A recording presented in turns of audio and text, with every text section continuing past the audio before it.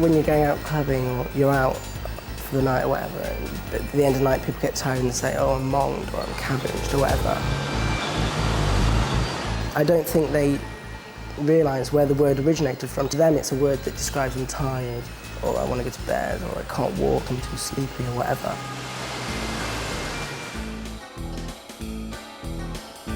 I remember once going to a disablement services centre, and almost before I'd got into reception, the person that had met me had called me love, darling, sweetie pie and honey. I said, excuse me, my name is Professor Oliver and I've worked very hard for the title. I would appreciate it if you would use it. When you're feeling low, you'll always hark back to somebody saying, as a kid, we don't like spazzos in our gang.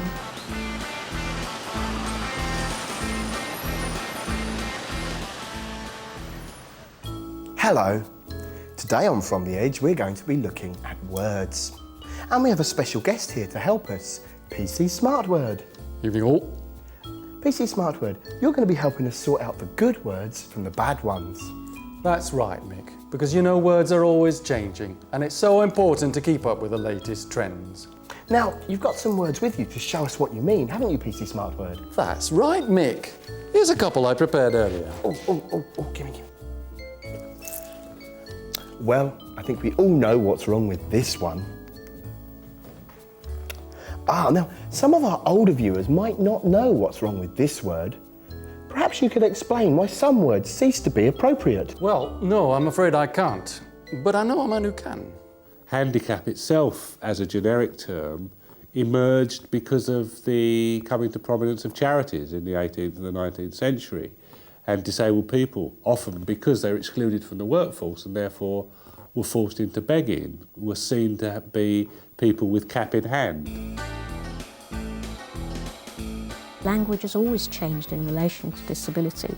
If you think about the words that were used to describe so-called mental handicap earlier this century, the terminology in the legislation and used by the medical profession were imbecile, idiot, words like severely defective, educationally subnormal. The words changed as the century moved on, and it was entirely accepted because it was doctors, professionals who were changing the words. Now it's disabled people who are saying, sorry, we don't want to be called mentally handicapped. We prefer people with learning difficulties.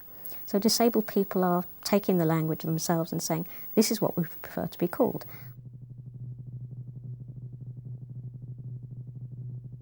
For thousands of years, I think, disabled people were described descriptively. There were fools, there were the lame, the deaf, the dumb in society.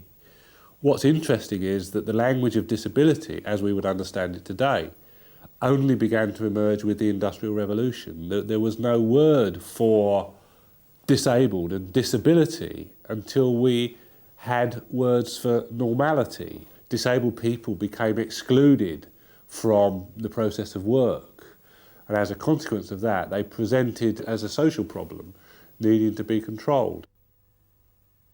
Well, that's all very interesting, but what do you actually do when you're faced with abusive or offensive language? I mean, if you were to call me a crip right now, I'd punch your lights out. Oh, would you now? Yeah, but I'm not sure that would always be the right approach. Well, let's find out, shall we? I like to not actually jump down people's throats. I might say to a taxi driver who says, oh, you suffer from cerebral palsy, I might gently correct and say, no, I don't suffer actually, it's a condition. Because in my view, if you bark at people, you'll put them off. And if you explain why it's offensive and what the other terminology might use, then surely that's a better argument.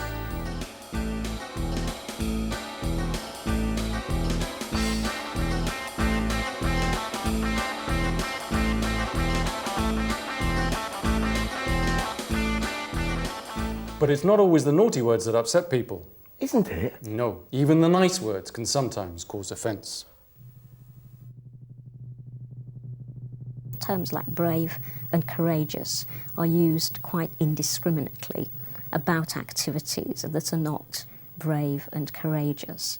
They just go along with having this particular condition or impairment. They don't make sense as words. There's no distinction between being genuinely brave and courageous and simply existing as a disabled person. We still have these heart-rending stories in the newspaper, you know.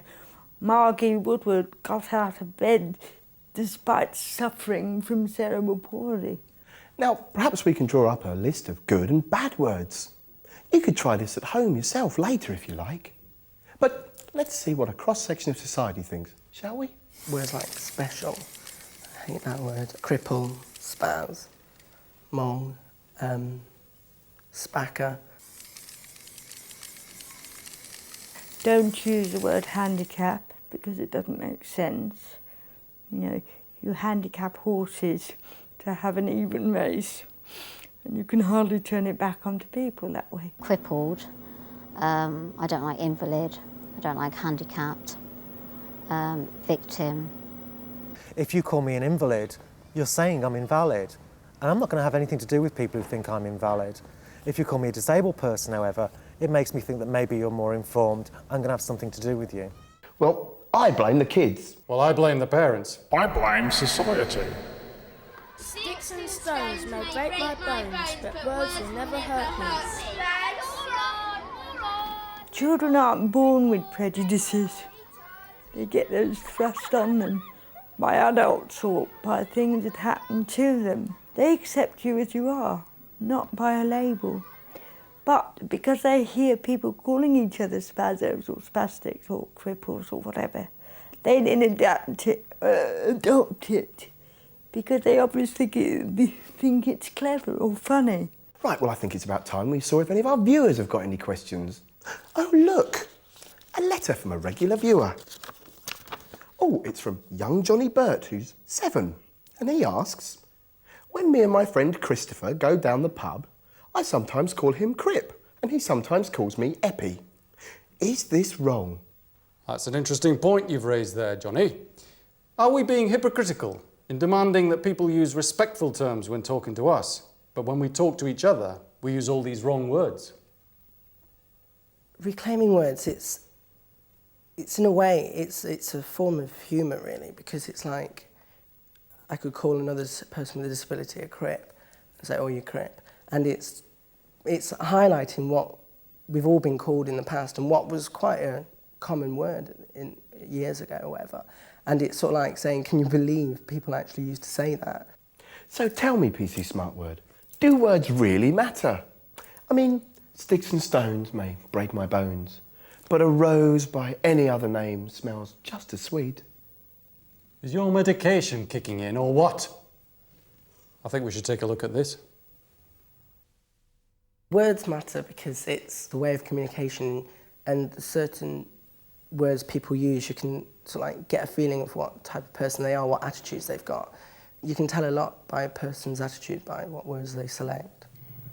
We react to language. The way you address me actually encourages me to respond in a pleasant way or in a way that, you know, is resistant. Why would one say it isn't important what's said, it's what we mean? Because what we mean is what we say. It's about changing social reality. We as disabled people begin to have an influence on the way the world talks about us. We are beginning to have an influence on the way the world thinks about us, and ultimately what the world will do about us. And therefore connecting all those levels of the way in which reality is constructed and ultimately created is of fundamental importance to our survival as a collective bit of humanity.